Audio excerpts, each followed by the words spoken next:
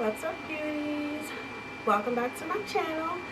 If you don't know me, my name is Tia Simone, and on this channel right here we do everything beauty, makeup, first impressions, tutorials, and commentary. So that is what we do on this channel.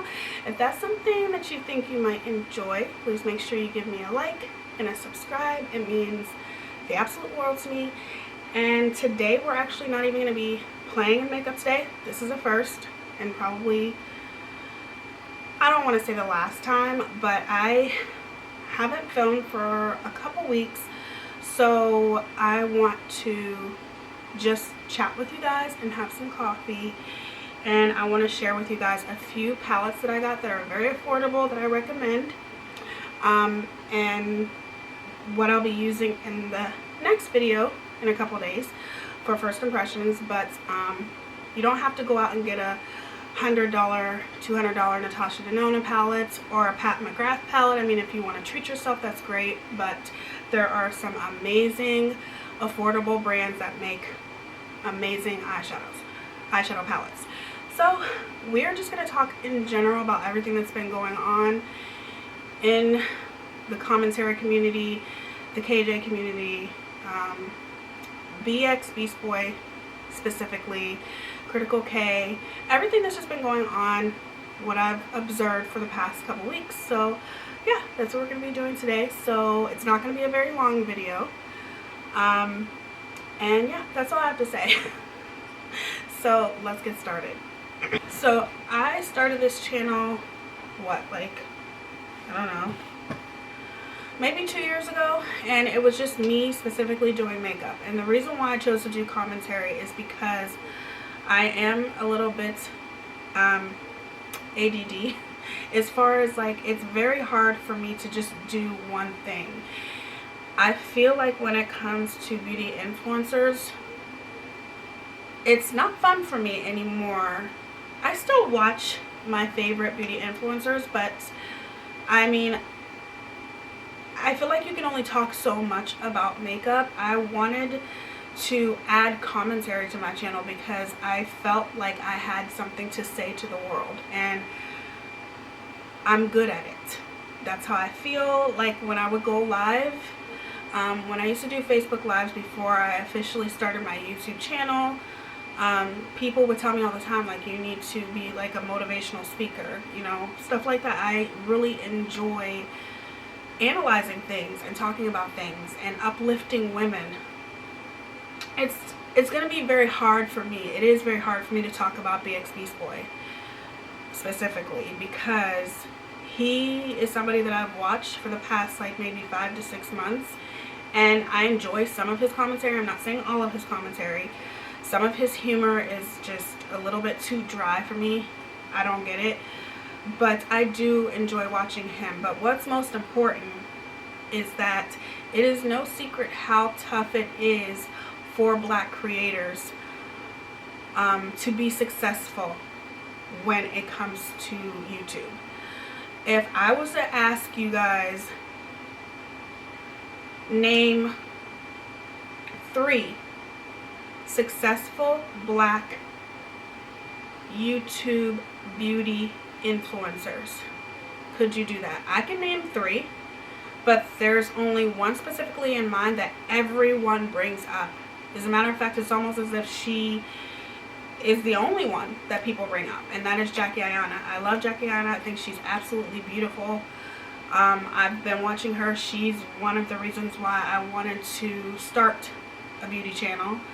I think she is amazing, and I'm so happy for her success. She deserves it. She worked very hard to get to where she is.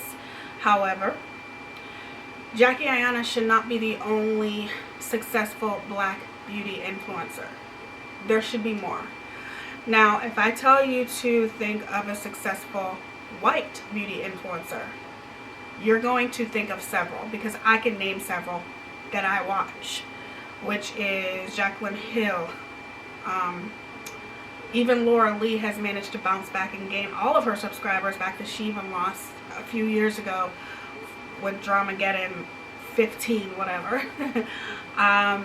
Nikki Tutorials, Like, I can name several, Jeffree Star, and a majority of these, James Charles, like a majority of these people that I'm naming are very problematic. But at the end of the day, it is very, very tough for black beauty influencers. And I'm not just talking about beauty influencers. I'm just naming beauty influencers specifically because that's what I love and that's what I do. But I'm talking about overall in general, including beastboy. So I'm going to try to give this criticism as constructively as I possibly can, without being rude, without being mean. I'm a very straightforward person, just like beastboy. I am a critical thinker, just like beastboy. So that is why I enjoyed some of his commentary. But as I've sat back and observed, I think it's very, very sad what this man is doing to himself. I just heard T-Spiracy talking about him and how he is so defensive, and you know how you can't say anything to him, and like he's seriously like a KJ 2.0, and that is exactly what I see from my observation. And I absolutely adore T-Spiracy. Shout out to T-Spiracy, because when you first throw yourself on YouTube, it can get very lonely. And she literally shouted me out, and she didn't have to, simply because she enjoyed some of my content, I guess. And she shouted me out, and I just love her to death. I think she is such a sweet person, inside and out. So to know that she was kind of battling it with beastboy was also very sad for me, because I know that T-Spiracy was a huge supporter of beastboy as well. But with me, I can't be biased. You know, in order to be a commentator, you can't be biased when you're giving your opinion. And if you are going to be biased, you definitely need to be transparent about, okay, I'm going to be biased because I love T-Spiracy. Yes, I adore T-Spiracy. I love her for making me feel as though I'm part of a community. She was a sweetheart. She shouted me out, and she did not have to whatsoever, and I appreciate that from her. And I just think that no matter how much I do adore her, I'm not going to just take her side without listening to the other side.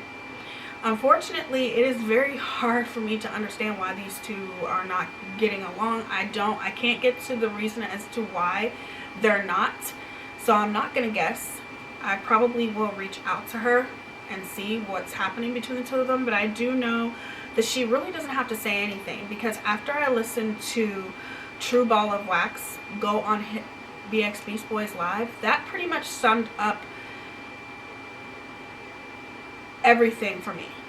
It put everything into perspective when it comes to why Radiant Brit called him out months ago when nobody else was calling him out. Why she called him out, why Amanda Pans called him out, why T-Spiracy was going at it with him and whatever.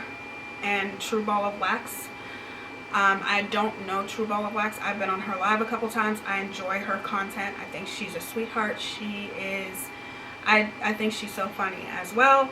So I decided to listen to this live with True Ball of Wax and beastboy. I think what bothered me the most about that live, and some people are going to say that this is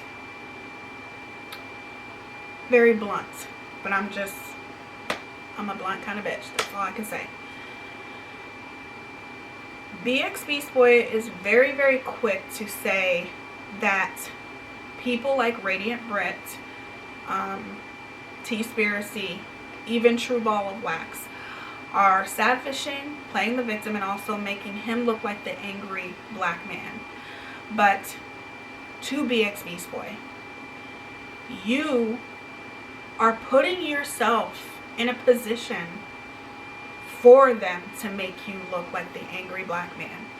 But what I will say is, quit going around saying that white women are making you look like the angry black man, because all it's doing is taking away from the real black men who are victims of looking like the angry black man, because that's not what's going on here. With me, he kept saying that True Ball of Wax was sad fishing, and what I've seen from True Ball of Wax going on to Beastboy's live, I've seen a woman who is a fan, and I don't even believe in calling a fan YouTubers. Fan and YouTubers don't go with me because YouTubers are not celebrities, period. But I'm using this word fan for this example. I see somebody who is a supporter of Beastboy and who has been supporting him, who has enjoyed his content, and it probably took a lot for her to go on his live to begin with. And there he was in that position. She's talking to him, trying to talk to him, and he's pretty much not letting her talk, get a word in edgewise. And I feel as though she was scared. She was scared because this is a person that she looks up to. That's like me going on to Jackie Ayana's live and putting her on blast. Of course I'm going to be a little bit timid, okay, because I'm on her platform. Like True Ball of Wax, she was on Beastboy's platform. She's in his territory with his supporters, and she respects him. So of course she's going to be a little bit timid and feel like, okay, why are you talking to me like this? Why are you treating me like this? Of course she is going to be even more offended than it would be somebody that she didn't support, because this is somebody that she supports, and anything that he says to her that's mean is going to hurt her feelings. You have to put yourself in somebody's position.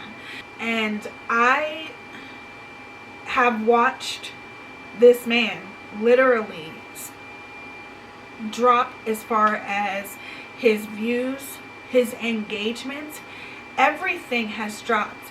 And it's sad to me because I always want to see, especially black YouTubers, be successful, including Beastboy.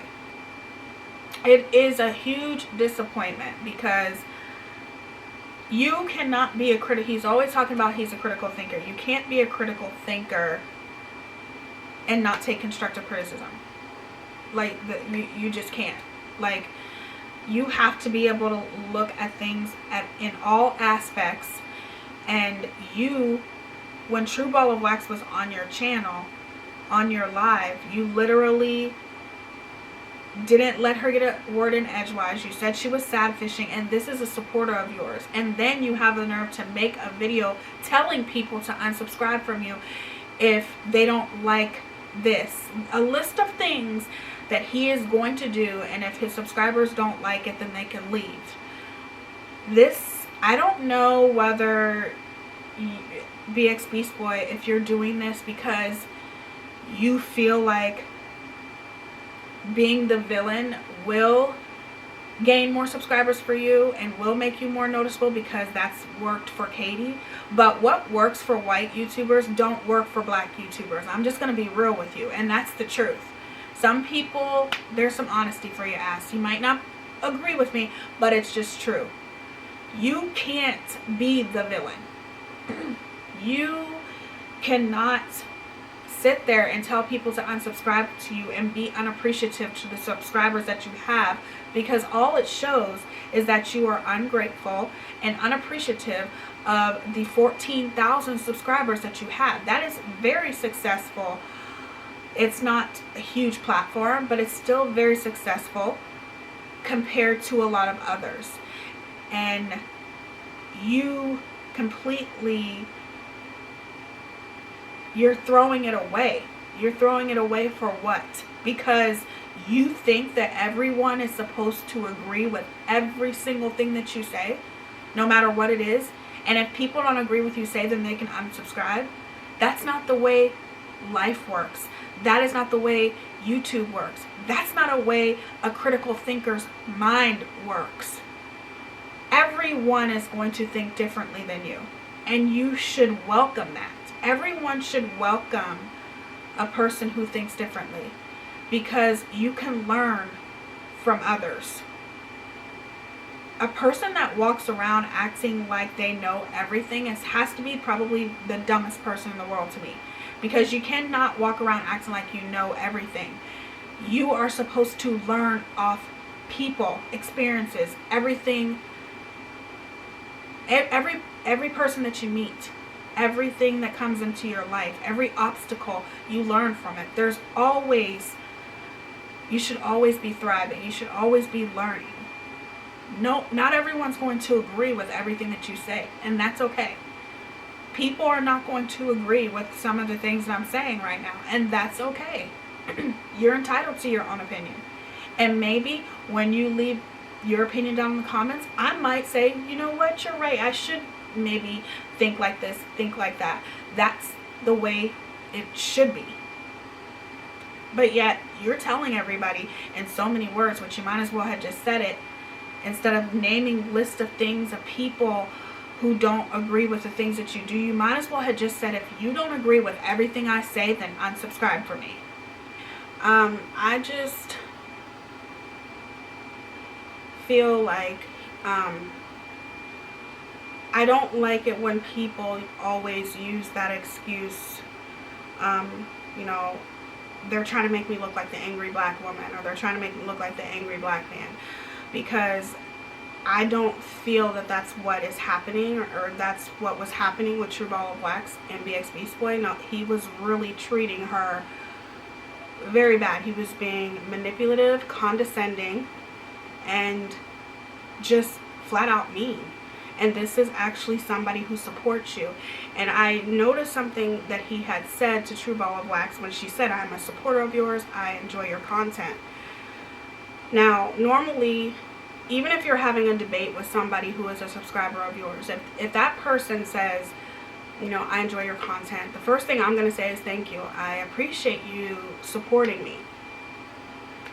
I don't understand why it's so hard for people to understand, people like Katie Joy, BX Beastboy, that YouTube is a privilege, and when you gain subscribers, these are people who are supporting you, taking the time out of their day to watch you when they don't have to support you, being a part of your membership, paying you money, just to show their support. That is something that is very special and should be treated as a privilege. It should be treated as, wow, I cannot believe this is happening to me. Humble yourself, because every single subscriber that you have counts. Even if they don't agree with you, they're important and they count. They mean something. There's a person behind every single subscriber, and True Ball of Wax is telling you that she's a supporter of yours, and you completely look over that and say, well, you've never made any comments on my videos. So what? What the fuck's your point? I don't make comments on BX Beastboy's videos. I will like them because that's support as well. I have shared one of his videos on Twitter. There are people who are silent viewers that support you in silence. They don't have to say anything. They support you, but they don't say anything. What's your point? So you're saying that every single subscriber that you have is supposed to comment on your video, and if they don't, that makes them less of a subscriber? I don't think that she was trying to make BX Beastboy look like an angry black man. This is coming from a black woman. If I see it, if I see any kind of racism, if I see microaggressive behavior, I'm going to point it out. I don't give a shit what anybody thinks. And that's not what I seen or heard. I heard a supporter who was very intimidated in a way, a little bit scared because she was in his territory, on his platform. You're sitting here saying that all of these other women are sad fishing, but the only one I see sad fishing is BX Beast Boy by saying they're making him look like the angry black man. Quit doing that, because it seriously makes it so bad for every single black man that really does have to go through that. You have somebody crying wolf constantly, and it's taking away from others who go through this on a daily basis. Just stop. That's ridiculous. Quit using that as an excuse. At some point, you have to look at yourself. When things start crumbling all around you, you have to look at yourself and see, well, am I the problem here? Because the only problem that I see is BX Beast Boy. I've seen how his engagement has went down, how a lot of his views, a lot of people, like, you have 14,000 subscribers and you don't get even half of views. You can't even pull 1,000 on some of the videos that I've seen, and that's not good. And it is very saddening, because I want to see BX Beast Boy succeed. That's what I'm saying about constructive criticism. And constructive criticism is trying to help somebody by telling BX Beast Boy that quit using the angry black man as an excuse, because it is invalid. That is not what's going on here. What's going on here is that you cannot take criticism in any way, shape, or form, and you think that everybody is supposed to think like you. And if people don't think like you, you don't want anything to do with them. Nothing. And that's horrible. And to sit there and make a video telling your subscribers to unsubscribe from you pretty much shows where your heart is and how much you care about the people who choose to support you when they don't have to. I feel pretty sure that I wrote it down. I didn't take a lot of notes, but I know that as I've been watching BX Beast Boy, there's just been so many people that he has been getting into it with that. So in this past month, BX Beast Boy has gotten into it with Manda Pants, Sloan, Annie from 10 to Life, Dad Challenge Podcast, The Glare, T-Spiracy, AT2, Real The Entertainment, Radiant Brits, Critical K, True Ball of Wax, and Caroline. So in a matter of a month, or maybe even a month and a half, and that's pushing it, you have gotten into it with 12 to 13 people. And you're constantly talking about the KJ community and how people have used Katie to pull views and all kinds of stuff, but you've made like 60 to 70 videos about Katie Joy. 60 to 70 videos. You don't have any room to talk about any other creator that talks about Katie. Period. With me, I had to take a step back from KJ. The last time I was going to do a video on her, it's probably about 2 to 3 weeks ago, when she went on her channel sad fishing, crying, and in no way, shape, or form did I feel bad for her one bit. I knew exactly what she was doing. Those tears were fucking fake. But she just pissed me off so bad. Sometimes you have to take a step back. And I have said it once, and I'm going to say it again. I will not have my channel dedicated and constantly about Katie Joy. It's not going to happen. I think I've made 2-3 videos about her, and I probably will make more. But to me, she's not an interesting person. She is boring. There's nothing interesting about her except for this lawsuit. That is what has made her a trending topic. Once this lawsuit is over, I encourage a lot of creators to step away from talking about her so much, because once this is over, what are you going to talk about? So I know what pulls in the views, and I know that Katie Joy pulls in the views, and I know that there's a lot of other channels that have become very successful off of making Katie Joy videos. I get it. You know, we all want success here on YouTube, including myself. But I'm not going to do that by talking about Katie Joy in every other video or every video. It's not going to happen. For one, it's boring. I'm not passionate about Katie Joy. It's the lawsuit that I'm interested in, and I feel like this lawsuit is kind of at a standstill right now. All it is pretty much two attorneys battling it out, going back and forth. I don't care if I'm talking about other things that many people might not be interested in, but one day somebody will be. Excuse me. And that's meaning I'm going to talk about what I'm passionate about and what I want to talk about and what you guys want to hear. And if you love it, you love it, and if you don't, you don't. But it's not going to be me talking about Katie Joy constantly, because I know that once this lawsuit is over, my channel's not going to thrive anymore because I won't have anything else to talk about. How much more can you possibly say about this woman? We all know she's a horrible person. I feel she's a horrible person. That's just my opinion. My opinion will never change about her.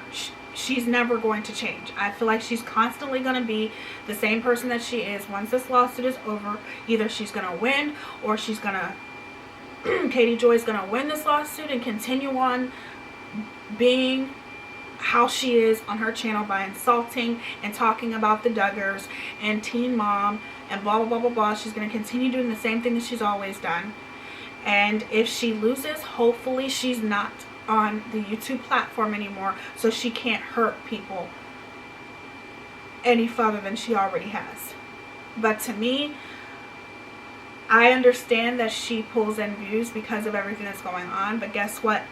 That's a chance that I have to take, because I'm not going to sit here and talk about her video after video after video, especially because I don't care about her. I really don't. I care about her getting the karma that she deserves, but it's not up to any of us to inflict karma upon Katie. It's just not. Karma's going to happen to her regardless. It's inevitable, and nobody can make it come or go any faster. It's going to happen when it happens, right? So I'm willing to take the risk of talking about other things that I'm passionate about and getting lower views than talking about Katie Joy and getting higher views, but then have my channel tank as soon as this lawsuit is over. No. You can't. You got BX Beastboy talking about the KJ community is trash. Guess what, BX Beastboy? You are a part of the KJ community. You have done 60 videos about Katie Joy. You're just as much as part of the KJ community as everyone else. So basically you're calling yourself trash. There's really not much more I can say about him. I hope that, you know, he does change. I don't agree with anything that he did with True Ball of Wax. I think that was a horrible live. I don't think that True Ball of Wax was sad fishing at all. I feel like even if she was sad fishing, let's just say if True Ball of Wax was sad fishing, which I don't believe that she was, I'm just using it as an example.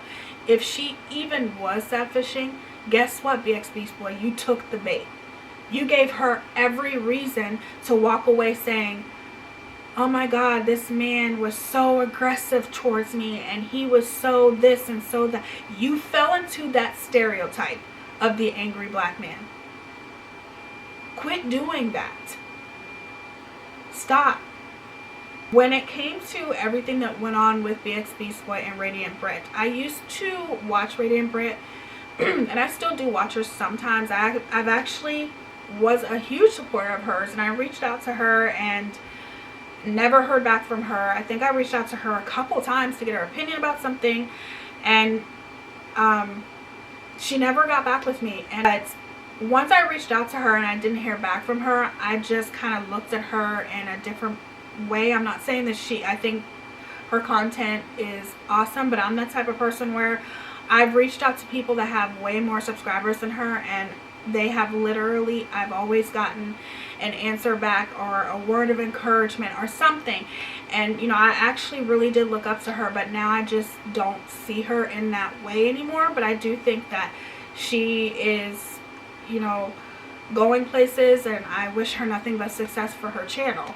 But as far as beastboy, like, you're talking about Radiant Brit, and I'm pretty sure you were talking about her looks too. Why? What's the point? Even with KJ, of all the things that you can say about KJ, why would you talk about her edges? There's so much more to say about her. You'll never hear me talking about Katie Joy's looks. Period. I just feel like he is going downhill. And to me, when it comes to YouTube Black creators, when we go downhill, it's so much harder for us to climb back up. So to me, my message to him is be careful. Because you have 14,000 subscribers, and I think that that's amazing. I think that's a huge success and something to be proud of. But you're going to end up losing your subscribers, the people who choose to support you, because you think that what you say is the say of all say all. Basically. And that's not the way it goes. People are not going to agree with everything that you say. And if you're a critical thinker and you call yourself a highly intelligent man, then you're going to listen to what other people have to say. You want people to listen to you. Why is it so hard for you to listen to other people? Shame on you for the way that you treated True Ball of Wax. Shame on you. That woman did not deserve to be treated like that, especially as a supporter of yours. Period. Okay, so that's all I have to say about him for now. I want to move on to Critical K. Oh, Lord. I am definitely going to be talking to you guys about the Watts case. It's a case that I've been following. Do I know every detail about the damn case? No, but it's definitely a case that I have been interested in. It's a hard case to turn away from because every day is something new with this case. If you don't know about the Watts case, all you have to do is type in WATTS and it's going to come up. Chris Watts, Family Annihilator. And Chris Watts was having an affair with a woman named Nicole at his job. They worked together and he ended up killing his whole family. Trigger warning. But it is a case that is very, very intriguing because things just keep happening. And there's just been so many people that have capitalized on this case, and some people are doing it for good reasons and some people are doing it for bad reasons. Jay for Justice, one of them. Lana, one of them. Kim, what the hell is Kim's last name? The name of her channel is called Chris Watts Revelation. So many people have done so many things when it comes to this case and said so many horrible things, and I feel so bad for the Ruchek family. Like, this is the victim's family because they lost not only their daughter but their two grandbabies, Cece and Bella. How would you like it if everywhere you turn you heard people bashing your daughter? You heard people saying horrible things about your daughter who is no longer here to defend herself. And you lost your daughter in the most brutal way. And you have so many people talking about this case, and Critical K was one of them. Critical K was actually, when this case first started, she bashed Shanann. She's on Netflix for calling Shanann a bitch. There was a documentary on Netflix and she called Shanann Watts a bitch, and she also did a lot of victim bashing, victim shaming in the beginning of when this case started. And from what I heard, people said that she apologized for the horrible things that she said about Shanann. She did everything, and even said that it was Shanann's fault as to why her husband killed her. She has said horrible, horrible things. And to me, I have not heard that woman apologize. And if she has, I missed it. But Chris is going to be getting something called a 35C. He got attorneys. This woman, Lana, I guess, was able to get him attorneys, and there is a chance that things might turn around differently for Chris Watts, and there's a chance that he is going to get a trial. See, Chris Watts pled guilty, so there was no trial. But there are people out there, including myself, who want a trial. Everyone has their own opinion about this case. There's a channel that I watch that I usually only watch, and it's called CDT, and they are very thorough. They really, really break down the discovery. They have discovered so many things wrong with the discovery of this case, and I think there should be a trial. That's just the way I feel. I feel that there are other people involved in this case, and I will do a video about this, I promise, and I will explain to you guys why I feel the way that I do.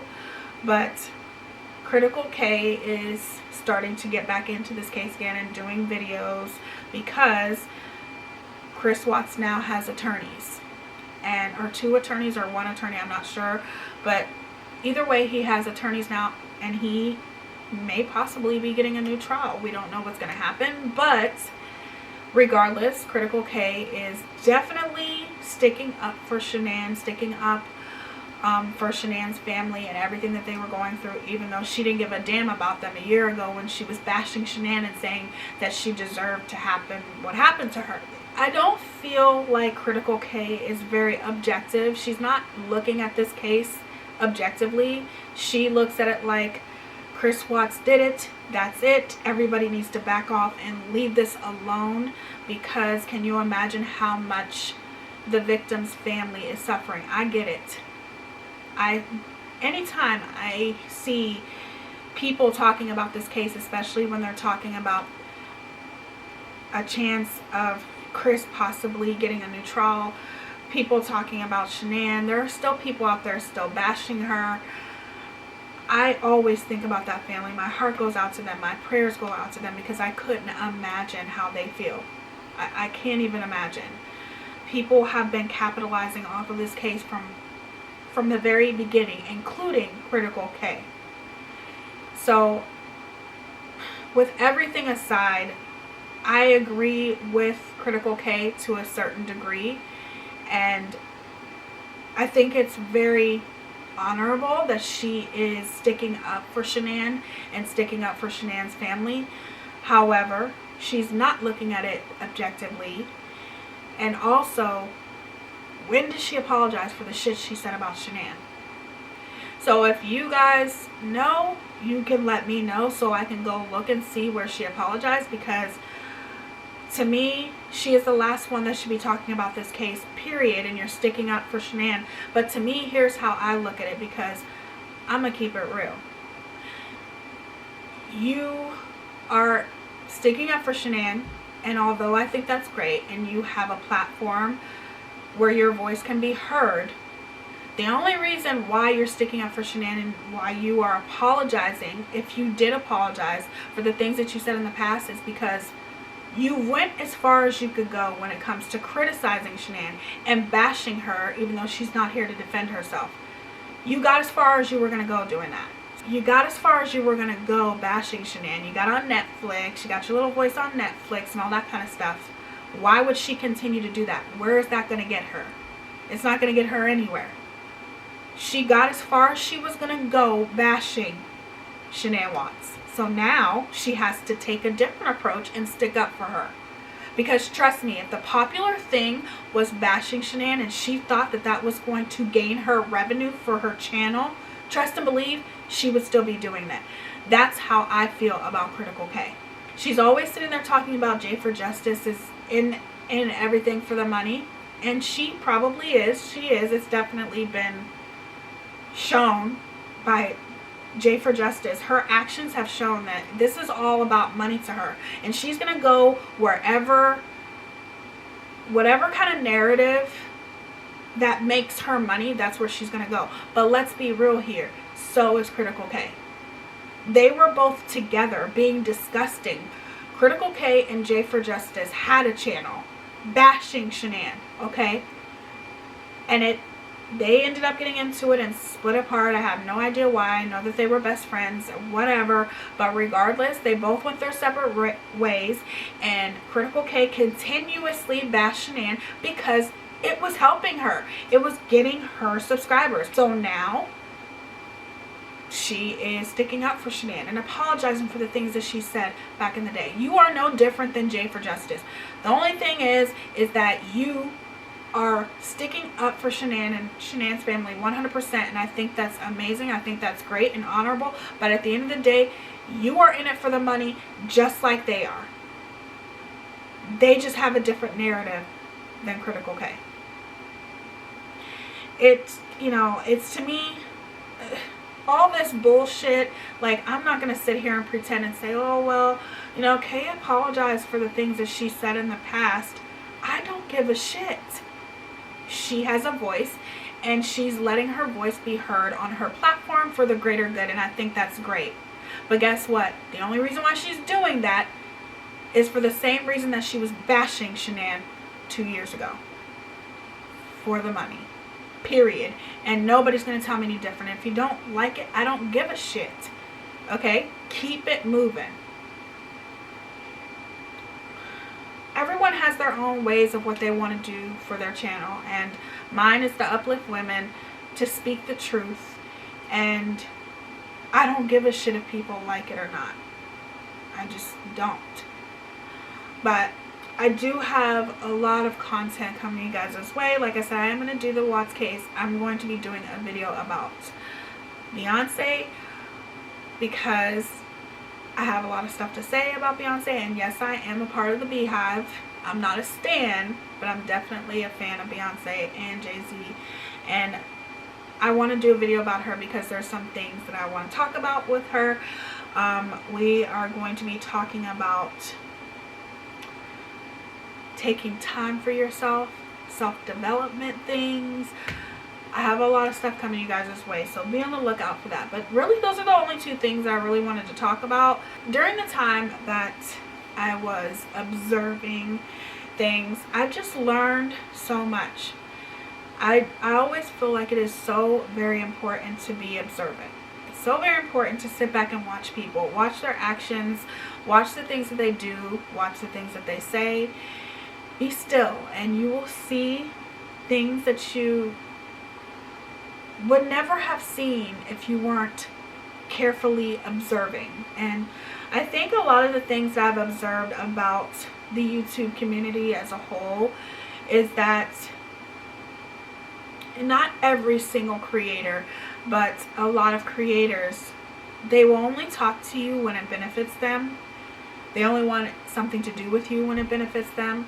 I have definitely learned that there are so many creators that create their own drama for content on their channel. It's pretty pathetic to me to create drama. Like to literally purposely insert yourself in drama just so you can go back on your channel and talk about it. Because you have no kind of thought process. You have no kind of mind of your own to create content yourself. So you have to go hopping from channel to channel to insert yourself in their drama so you can go back to your channel and talk shit to gain subscribers. It's just crazy, some of the things that I've observed. I've observed that people really think that doxing is just nothing. Who cares? Who cares if I just put your address and your name and your kids' names and all and your kids' pictures out there? Who gives a fuck? It's pathetic to me. I've always been that person to try to be the nicest that I can to people, and I'm always about uplifting women, but I look at it now like I'm better off keeping to myself and staying in my own little, my own little community with you guys who I adore so much, and staying in my own lane and not going outside of my lane trying to stick up for people, trying to be nice to people, and they don't give a fuck. You know what I'm saying? Because I don't have 2,000 subscribers next to my name. I've had a lot of people say, on my channel you should have more subscribers and blah, blah, blah, blah, blah. We're going to get there when we get there. But we'll get there. okay? Just continue to keep being supportive the way that you guys are. I truly and genuinely appreciate it. You guys mean so much to me. I love seeing your comments, even if they're negatives. I love everything about this, and I feel like I will continue to grow, but it's going to grow the way that God wants it to grow, and I'm not in any kind of rush. I am not going to talk about different trending topics unless it's something that I'm passionate about. We're going to talk about things that are important to me and hopefully are important to you guys. And if there's anything that you ever want to hear me talking about, let me know down in the comments below. And yeah, that's all I really wanted to talk about today, you guys. So we'll have a video in the next couple days back to makeup, and I want to show you guys the palettes that I got real quick. Just like, everyone has a favorite part of their makeup routine, and mine is eyeshadow, because to me, you can get so creative with eyeshadow, even though mine may always look the same. You can just get creative, and a lot of people like doing the face. I think doing the face is boring to me because I don't really like putting a lot of foundation and stuff on my face. So this palette is called the Sweet Sakura palette, and it was $14. I found this at Gabe's, and this is what it looks like. It is pretty big, kind of bulky, but that's okay because I like how it looks on the inside. It reminds me of that Huda Beauty palette. What is that called? Oh my gosh, I almost dropped it. Look. It's what it looks like. And it almost reminds me of an Ofra palette too. You have like your highlighters over here, and then you have your blushes over here, and then look at these shades. They're so pretty. So this was only $14, and you get blushes, highlighters, and a whole palette. And this definitely reminds me of the Huda Beauty nude palette. Okay, and then the next palette that I got is a palette that I recommend to everyone. These palettes are amazing, and they're only $7. They're by Makeup Revolution, and these are called the Reloaded palettes. They have all different shades. This one is the Velvet Rose one. I accidentally nicked the bottom with my nail, but this is the Velvet Rose, and this is a spot-on dupe to the Anastasia Soft Brown palette. And then last but not least, this is the Milani palette. So the Milani palette was a little bit more expensive. Milani is expensive as far as when it comes to drugstore. They're a more expensive drugstore brand. This is their, a piece of tape on it or something, I don't know. This is their Gilded Tiara palette, and they have these in different shades. I actually have 2 more. I probably have over 60 or 70 palettes back there, y'all. Y'all see all those palettes over there? I gotta organize all of them. But I appreciate every single one of them that I have. This is what it looks like. Super pretty. Comes with a mirror. I don't want to blind you guys, but look how pretty those colors are. And this was $13. I got this from Target. They don't have this specific palette at every single store where Milani's at. So look at that. I got really where I swatched. I got oh Lord. Okay. They don't have this exclusively at every single store where they have Milani. I definitely recommend going to Target because they have it at every Target that I've been at. So that's it. These are the palettes that are going to be used in future videos, probably in the next one. I don't know which one I'm going to use first, but I always tell you guys, it's okay to splurge sometimes. It's okay to treat yourself to a higher end product, but I'm going to be honest with you guys. All of my higher end palettes are like Anastasia, Tarte, Urban Decay. Like, I do have higher end palettes, but palettes like Pat McGrath, which I would love to try Pat McGrath one day, especially because she is a black business owner. So I do want to purchase some of her products one day, but she is so expensive, and I heard that her shadows are out of this world amazing. So I always recommend splurging and getting yourself something that you want every now and then because you deserve it. But I'm telling you guys, Drugstore palettes, drugstore products in general are stepping up their game, and they are definitely starting to give higher end brands a run for their money. So I definitely recommend drugstore palettes like Morphe. They're not technically drugstore, but their palettes are affordable. Morphe has great shadows. Who else? Makeup Revolution, ColourPop. You don't have to spend a whole bunch on palettes if you don't want to. There are great palettes out there that are super affordable, and I would recommend the Reloaded palettes to anyone because they're amazing. They're super blendable, perfect for beginners. So that's all I had to say to you guys. I hope you guys enjoyed this video of me talking and ranting about things that have been bothering me. If you have any questions or concerns, leave them down in the comments below, and I will see you down there. I'll meet y'all down in the comments. Please make sure you subscribe before you leave if you haven't already, and press the notification bell so you can guarantee to see all of my future uploads. And remember that you are beautiful. Always look in the mirror and tell yourself that you're beautiful. Your flaws are what make you beautiful. Always remember that, and make sure that you're happy with yourself. Ask yourself, are you happy with yourself? Okay? And if you're not, do something, do whatever it is that you have to do to be happy with yourself. And know that it doesn't always have to do with looks.